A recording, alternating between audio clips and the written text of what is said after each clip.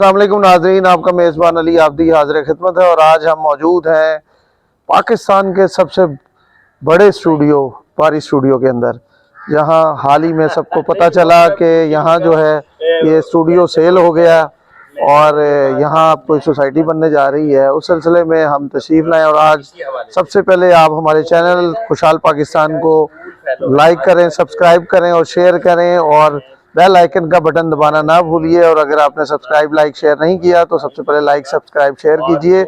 और आपको मालूमात जो है हम गाहे बगाहे देते रहते हैं। आज हमारा जो टॉपिक है, मजमून है, वो बारी स्टूडियो है, जिसके रूहे रवां गुलाम बारी साहब थे, जो कि तकसीम कार थे। और बारी स्टूडियो बनने से पहले उन्होंने जो है एक जाल मूवमेंट हुई थी 1947 के बाद, जब पाकिस्तान के अंदर स्टूडियो का क़याम हुआ। बहुत मुश्किल हालात थे वो। नाज़रीन, इस वक्त हम मौजूद हैं बारी फिल्म स्टूडियो के अंदर और जैसे कि मैंने आपसे जिक्र किया कि जाल फिल्म के हवाले से, जाल फिल्म जो थी वो हिंदुस्तान से जो है हिंदुस्तानी फ़िल्म थी जो कि रिलीज़ होनी थी और जिसके तकसीम कार जो थे गुलाम बारी साहब थे।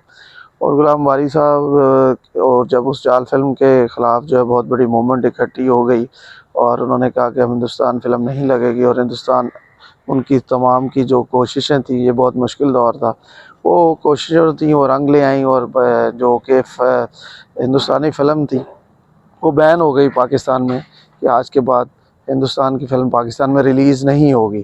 तो उसके बाद जो जैसे कि बहुत बड़े तकसीम कार थे गुलाम बारी साहब, तो उन्होंने वो चाहते थे कि ये फ़िल्म लगे पाकिस्तान में और एक अच्छा सरमाया कमाया जाए।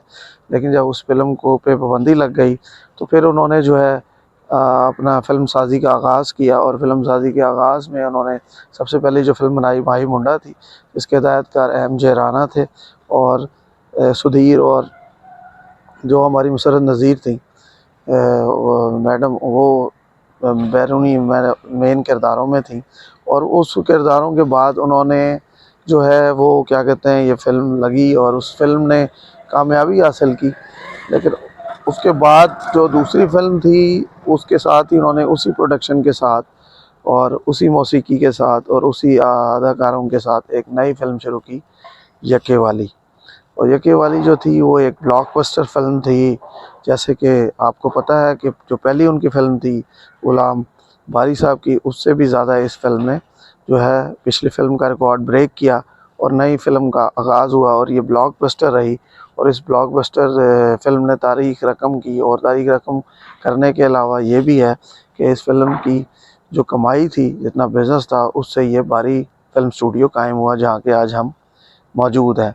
उस वक्त इनका इदारे का नाम बारी टाकीज़ फिल्म था और जो कि बाद में बारी फिल्म स्टूडियो के नाम से बना। और उस वक्त इसके अंदर 8 फ्लोर थे, फिल्मी फ्लोर थे। और पाकिस्तान का सबसे बड़ा स्टूडियो जो है वो बारी स्टूडियो कहलाया। उसके अंदर एक कंप्यूटर लेबॉर्ट्री थी और उसके अलावा 8 फ्लोर थे स्टूडियोज़ के। और यहाँ ये रिकॉर्ड है कि सबसे ज़्यादा पंजाबी और उर्दू फिल्में इस स्टूडियो के अंदर बनी। तो नाज़रीन, अब हमारे कैमरामैन से मैं गुजारिश करूँगा कि कुछ सीन भी दिखाएं। ये अब इस वक्त खंडरात में बदल चुका है। जी, आप ये ज़रा कुछ सीन इस तरफ से दिखाइए, घुमाइए कैमरे को और बताइए कि ये अब क्या इस वक्त हाल हो गया स्टूडियो का। ये देख रहे हैं, हम आपको दिखाते हैं कि ये इस वक्त क्या है, सुनसान पड़ा हुआ है। दरख्त बहुत थे यहाँ, पेड़ थे, वो कट चुके हैं। और एक कंप्यूटर लेबॉर्ट्री हुआ करती थी, वो भी ख़त्म हो गई है। और उसके अलावा यहाँ जो है प्रोड्यूसर हजरात के लिए तकरीबन 150 से ज़ायद जो है वो ऑफिसेज़ हुआ करते थे, जो कि अब आपको नज़र आ रहे हैं जो है वीरान पड़े हुए हैं। और जब जो है गुलाम बारी साहब शिफ्ट हो गए, शादी करके दुबई चले गए, तो उसके बाद उनकी ये जो प्रोडक्शन की जो ज़िम्मेदारी थी, ये उनके बेटे जो थे राहिल बारी, खुरम बारी, ज़रक बारी, उनके हाथ में आई।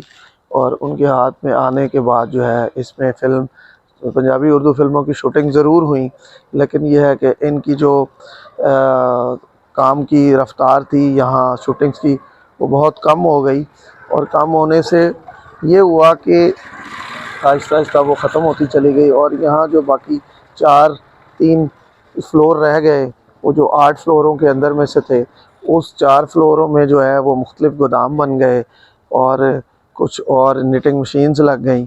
और फिर अभी हाल ही में कुछ साल पहले यहाँ बारी थिएटर का भी जो है वो आगाज़ हुआ, बारी थिएटर भी बना, जो कि अब बिल्कुल ख़त्म हो गया। ये बारी थिएटर आपको दिखा रहे हैं, ये सामने बिल्कुल कोने में था और वो भी ख़त्म हो गया, 2-3 साल चला, लेकिन उसके बाद उस पर बैन हो गया, लाइसेंस नहीं था, बगैर लाइसेंस के चलता रहा।